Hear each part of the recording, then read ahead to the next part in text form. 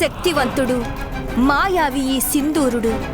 కానీ తన మూర్ఖత్వం తనని మృత్యు అనే చీకటి గుహలోకి తోసేయబోతుంది. బ్రహ్మదేవుడి మాటను ఎంత మాత్రం మార్చలేడు. ఎందుకంటే శాపానుసారం ఆ బాలుడు తప్పకుండా ఇతడిని అంతం చేస్తాడు.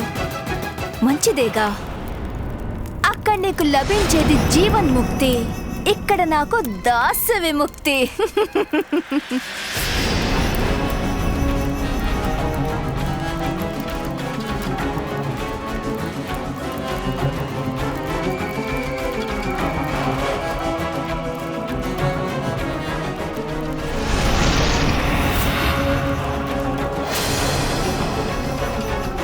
సింహిక, నువ్వు దేని గురించి ఆలోచిస్తున్నావో చెప్పు. ఒక్కొక్కసారి కొందరి చావు తెలివితేటలే తన సంహారానికి కారణమవుతాయి.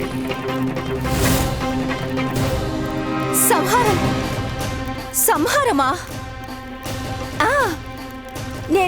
నేను తమరి చేతుల్లో ఆ బాలుడి సంహారం గురించి ఆలోచిస్తున్నాను.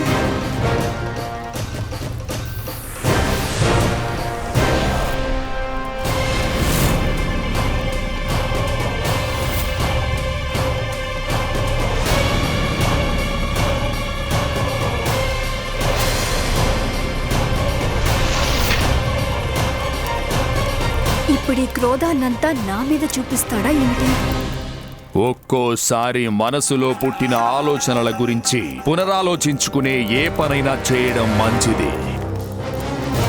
నేను బ్రహ్మదేవుడి శాపం గుర్తు చేసుకుని ఆగిపోయాను. ఆయన చెప్పారుగా, ఆ బాలకుడే నా పాలిట యముడవుతాడని. ఆయన మాటను నేను ఎన్నటికీ మరువలేను. మహాదేవుడు పార్వతీదేవుల రెండవ పుత్రుడు నీ పాలిట కాలయముడుగా అవతరిస్తాడు.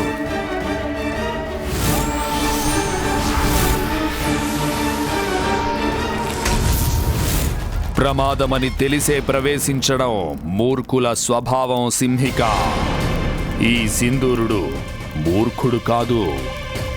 అందువల్ల చేయాల్సిందొక్కటే, నేను కైలాసానికి ఆ బాలుడికి సమదూరం పాటించాలి. ఇదేమిటి? తను కైలాసం వెళ్లే ఆలోచన హఠాత్తుగా విరమించుకున్నాడు.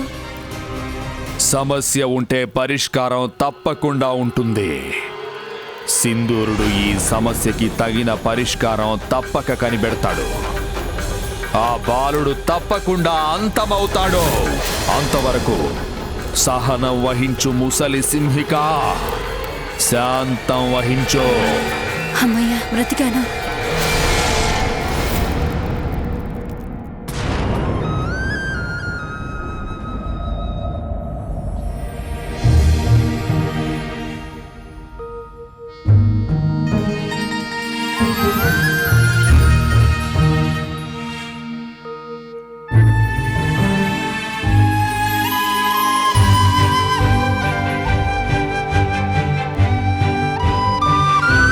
సూర్యదేవునికి వందనాలు.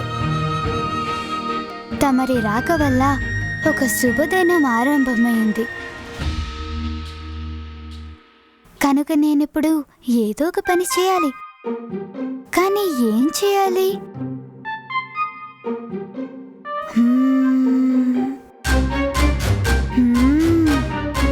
అవిగో ఆట బొమ్మలు.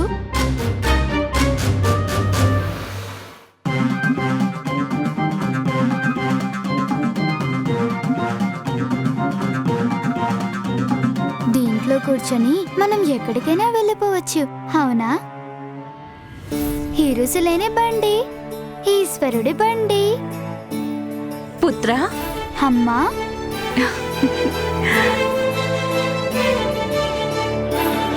ప్రాతకాలంలో అమ్మ దర్శనం చేసుకుంటే ఎంతో ఆనందం కలుగుతోంది. ఇదేమిటి పుత్రా, నువ్వు నిద్ర లేవగానే బొమ్మలతో ఆటలు మొదలు పెట్టేశావు?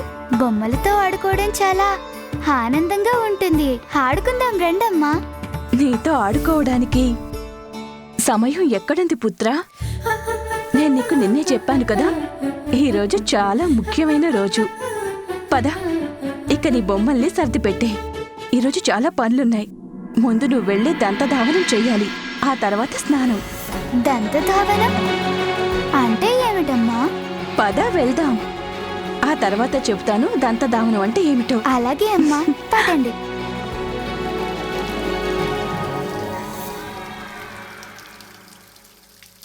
ఇది చాలా మనోహరమైన దృశ్యం అమ్మా. ఉదయం లేవగానే ఈ దృశ్యాలను దర్శించడాన్ని దంతధావనం అంటారా? నీ మనసులో ఎన్నో ప్రశ్నలున్నాయి పుత్ర. అన్నిటికీ సమాధానం చెప్తాను. ఇదిగో కనిపిస్తోందా? ఇది వేప చెట్టు. దీని కొమ్మలు, ఆకులు, ఫలాల్లో అనేక ఔషధ గుణాలున్నాయి. అవి మన శరీరానికి రోగాలు రానివ్వవు. దీని పుల్లని విరుచుకుంటే దాన్నే వేప పుల్ల అంటారు. ఇటు చూడు, వేప పుల్లతో చేసేదాన్నే దంతధావనం అంటారు. దీంతో తోముకోవడం వల్ల పళ్ళకి, వాటికి ఆధారాన్నిచ్చే చిగుళ్ళకి చాలా బలం చేకూరుతుంది పుత్ర. నోరు కూడా శుభ్రపడుతుంది. ఇటు చూడు, ఇలా. ఇక నువ్వు తోముకో. అమ్మా, ఇది చాలా చేదుగా ఉంది. అవును పుత్ర, చేదుగానే ఉంటుంది. రోజు దంతధావనం చేస్తుంటే నీకు అలవాటైపోతుంది. అప్పుడింత చేదుగా అనిపించదు. ఈ చేదే మనిషి జీవితానికి తియ్యటి ఆరోగ్యాన్ని ప్రసాదిస్తుంది పుత్ర. సరే, ఇక ఆలస్యం చేయకుండా దంతధావనం చెయ్యి. అలాగే అమ్మా, చేస్తాను. తమరి ఆదేశాన్ని కాదనకూడదు కదమ్మా.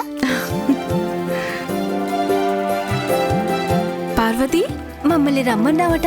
ఆ చెలియల్లారా, మా ముద్దుల కుమారుడికి స్నానం చేయించండి.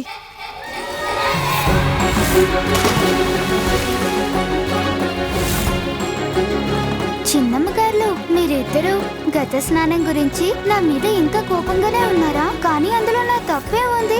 నేను నీటిలో దూకాను, ఆ నీళ్ళేమో మీ మీద పడ్డాయి. పదండి, ఈరోజు నెమ్మదిగా దిగుతాను కొలంలో.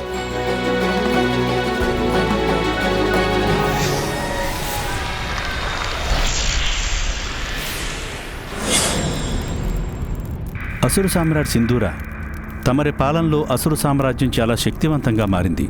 అయినప్పటికీ మనం మన రాజ్యంలో తగిన తనిఖీలు జరిపించడం చాలా అవసరం.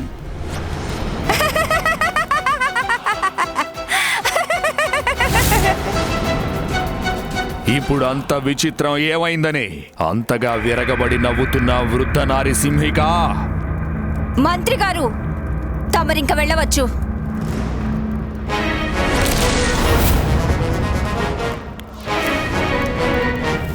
ఎంత గర్వం నీకు! ఏకంగా ఈ అసుర సామ్రాట్ సింధూరుడి మంత్రినే బయటకు వెళ్ళమనేంత ధైర్యం ఎలా వచ్చింది నీకు సింహిక?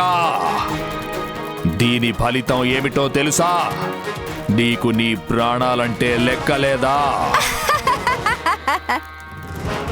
ప్రాణాలకు ప్రమాదం నా చుట్టూ తిరగడం లేదు అసుర సామ్రాట్ సింధూరా. చాలా హాస్యాస్పదంగా ఉంది తమరి మంత్రి సలహా. ఒక పిరికివాడు బలహీన అసురుడితోటి అసుర సామ్రాజ్య సంరక్షణ గురించి చర్చ. సింహిక,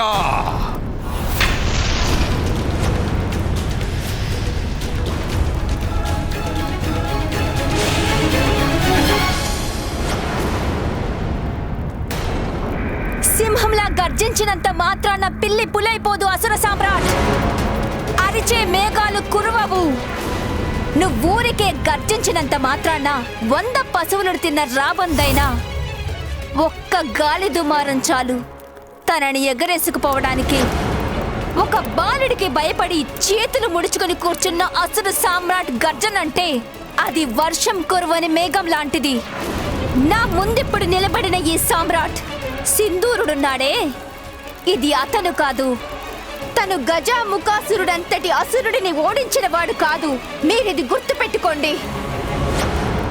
గుర్తు తెచ్చుకోండి అసుర సామ్రాట్, గుర్తు తెచ్చుకోండి.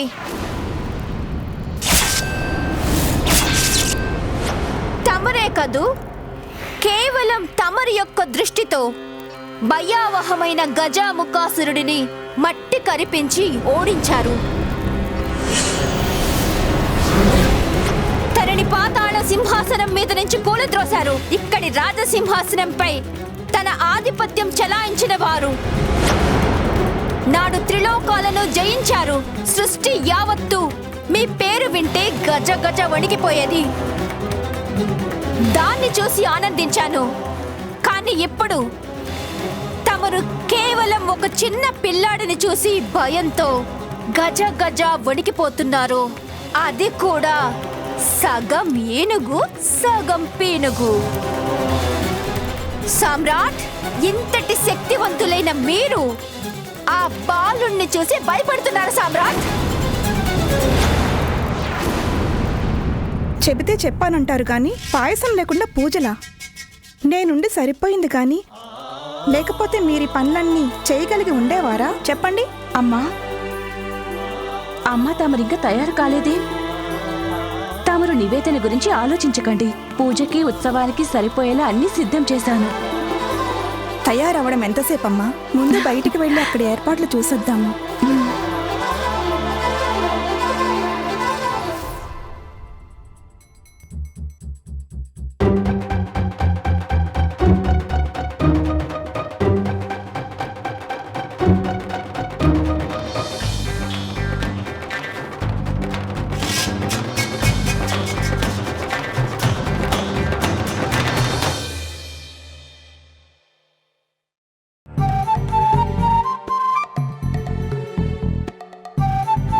ఇంకా అలకడాలే పూర్తవలేదు. ముగ్గులు పెట్టాలి, పూలు కట్టాలి. ఈ గణాలు వీరి పనులు చూస్తుంటే వారికేదో పెద్ద శిక్ష వేసినట్లుందే గాని ఉత్సాహం లేదు. అంటే అన్నానంటారు గాని మహాదేవుడు నిమ్మకు నీరెత్తినట్లు ధ్యానంలో కూర్చున్నారు. మాత, ఈ పూలు ఎక్కడ పెట్టాలి? ఇక్కడ లేక? నేను మాట చెప్పనా పుత్రి? నిజానికి నేను ఈ రోజు ఏమీ మాట్లాడకూడదని అనుకున్నాను, కానీ అడగక తప్పట్లేదు. ఉత్సవం జరగాల్సిన భవనం ఉండాల్సింది ఇలాగేనా? మండపం లేదు, తోరణాలు లేవు, పూల మాలలు లేవు. ఏంటిదంతా? ఉన్నాయి మాత, తమరేమాత్రం చింతించకండి. మేము తగిన ఏర్పాట్లు చేస్తున్నాము. చూడండి, మన గణం ఎంత శ్రద్ధగా మెట్లు తుడుస్తున్నాడో. అంతేకాదు, ఇది పూర్తవగానే ఈ పూలతో మేమందరం ఈ ప్రదేశాన్ని అలంకరిస్తాము మాత. నంది, ఈ రోజు దేవతలు, యక్షులు, గంధర్వ, కిన్నర, కింపురుషులు వస్తున్నారు. వారికి ఈ పూలు ఏం సరిపోతాయి? కాని మాత, దేవాది దేవతలంతా ప్రతిరోజు మహాదేవుడి దర్శనానికి వస్తుంటారు. వారొస్తున్నారని మేమెప్పుడూ కైలాసాన్ని పూలతో అలంకరించలేదు. అంటే అన్నానంటారు గాని ఈ రోజు జరిగేదేమీ మామూలు ఉత్సవం కాదు. పార్వతీనందనుడి నామకరణ మహోత్సవం చాలా పెద్ద ఉత్సవం. పుత్రి పార్వతి, నీ నామకరణ మహోత్సవం జరిగినప్పుడు మన రాజభవనం అంతా మిలమిలా మెరిసిపోయేలా అలంకరించాము. ఎక్కడ చూసినా నవరత్న హారాలు అలంకరించినట్లుండేది. ఎంత భవ్యమైన ఉత్సవం అంటే ఆనాటి వైభవాన్ని ఈనాటికి వేణోళ్లా చెప్పుకుంటూ ఉంటారు. కానీ ఇక్కడ చూస్తుంటే ఎలా కనిపిస్తుందో చూడు. మామూలు పండగ వాతావరణం కూడా లేదు. ఈ 4 పూలు సరిపోతాయా ఇంత భవనానికి? శాంతం వహించండి మాత, కంగారు పడకండి. తమరు నిశ్చింతగా ఉండండి. ఈనాటి ఉత్సవం నా నామకరణం కంటే ఎంతో వైభవంగా దివ్యంగా జరుగుతుంది. నీలకంఠ,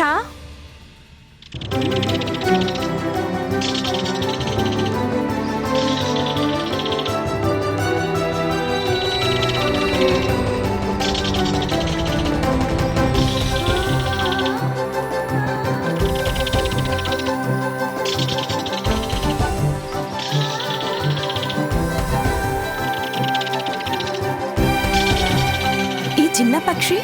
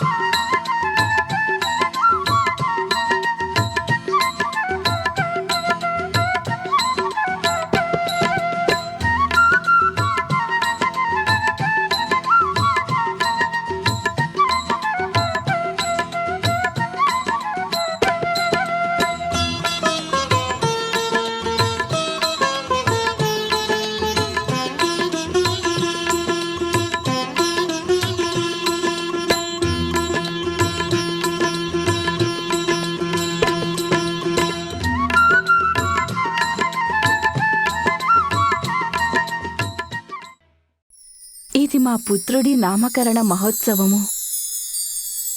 ఇందులో ప్రకృతి యావత్తూ పులకించిపోవాలి. అదే స్వయంగా ఉత్సవానికి ఏర్పాట్లు చెయ్యాలి. ఇదేనమ్మా నా కోరిక.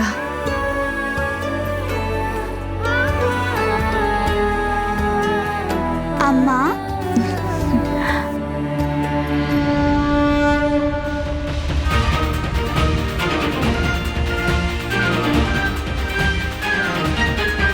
ప్రియపుత్రుడా, సర్వమంగళకారక,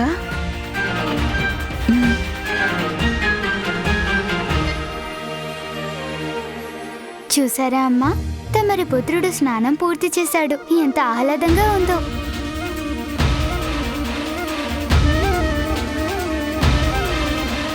మ్మ్, ఎంత బాగా తీర్చిదిద్దారు. అమ్మా, ఈరోజు మన భవనం చాలా అందంగా కనిపిస్తోంది. ఈ ఫలాలు అందంగా ఉన్నాయి, మధురంగా కూడా ఉంటాయి. వీటి రుచి చూడాల్సిందే. ఆగుపుత్రా, ఏమైందమ్మమ్మ గారు? తమరు నన్నెందుకు ఆపుతున్నారు? మరీ ఇంత ఆత్రం పనికిరాదు. పూజలంటే పద్ధతి సంప్రదాయాలు ఉంటాయి. ఈ రోజు పూజ సంపన్నమయ్యేంత వరకు భోజనం చేయకూడదు. అవును పుత్రా, అమ్మమ్మ మాటలు బంగారు మూటలు. ఈ రోజు నేను చెప్పేంత వరకు నువ్వు పలహారం కూడా చేయకూడదు. అర్థమైందిగా? అవునమ్మా, స్పష్టంగా అర్థమైంది. మాత, అతిథుల ఆగమనం ప్రారంభమైంది.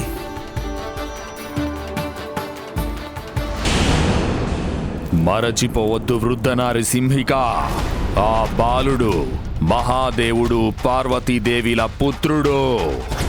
మీరే మర్చిపోయారు అసుర సామ్రాట్ సింధూరా. సాక్షాత్తు బ్రహ్మదేవుడి పుత్రుడు మీరు. మీరే స్వయంగా మీ తండ్రి సృష్టికర్తైన బ్రహ్మదేవుణ్ణి కూడా భయంతో గడగడలాడించారు. ఇప్పుడు నేను తమరిని నా చేతుల్లో బిగించి పరీక్షిస్తాను. తమరిచ్చిన ఈ శక్తులు నిజంగానే పనిచేస్తాయో లేదో.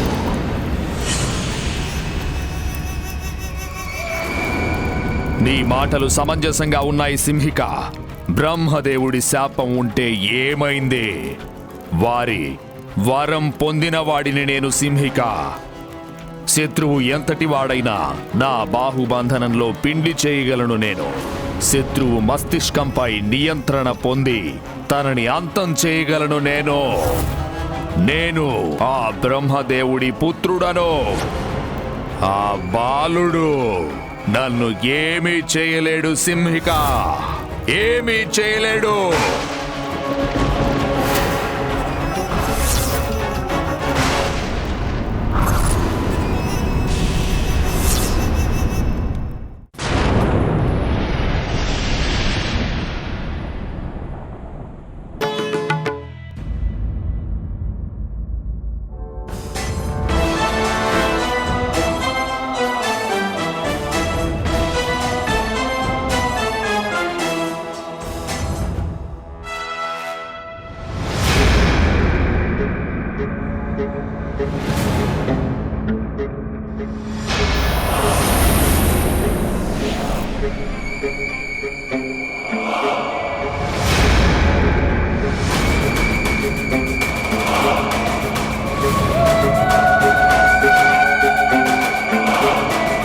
ఎక్కడున్నాడు ఆ దుష్ట బాలుడు?